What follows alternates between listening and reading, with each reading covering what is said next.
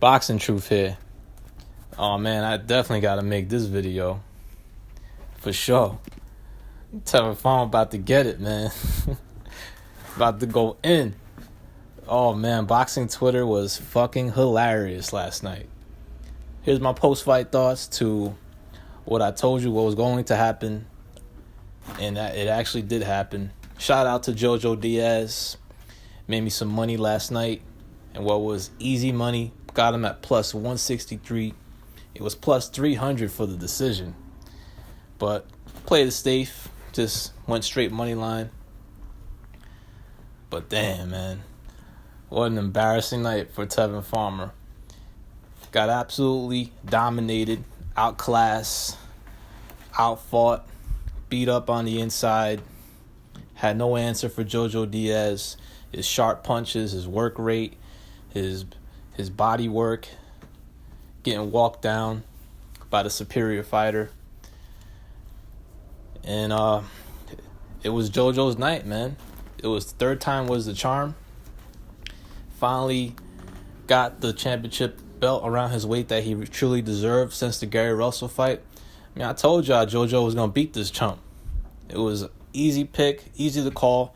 But of course, my worry was that JoJo was possibly going to get robbed. And the fix was in. I mean, those judges were atrocious, man. 7 rounds to 5? Seriously? Tevin Farmer didn't even win barely 2 rounds in this fight. Got utterly dominated. Didn't do jack shit. Was always an overrated bum. He's a decent fighter, but he ain't that good. I don't understand what people saw in this cat. You know, he's got a flashy defense against club fighters and the lower tier fighters and the bums that he's fought before this.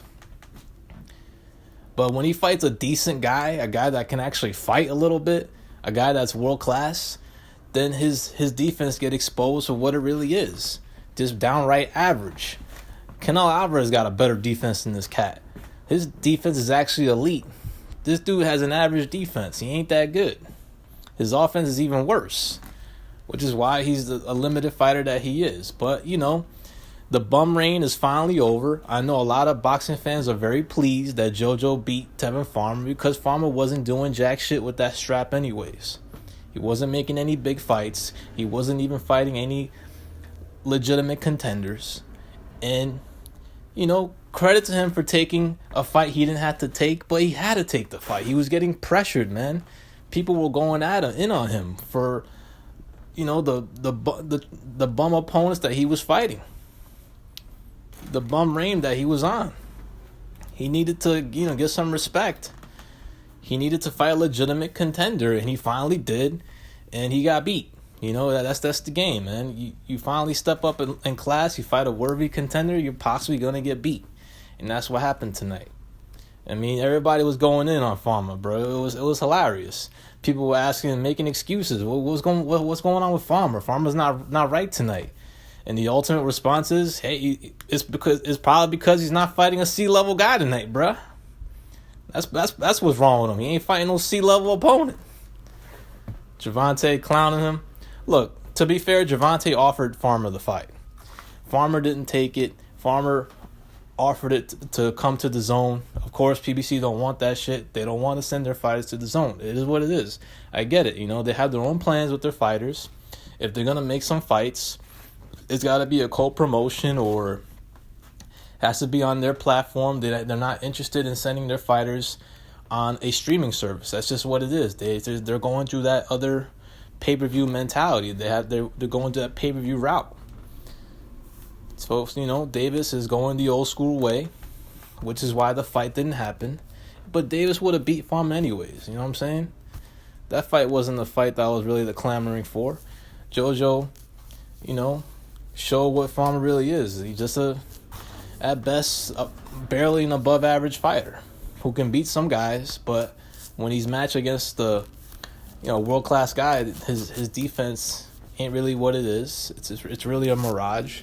His offense is even more shittier, and he's mostly gonna get beat by any top 130-pounder out there, like a Miguel Perchel or a Gervonta Davis or a JoJo Diaz. Look, JoJo Diaz has the potential to be an elite fighter.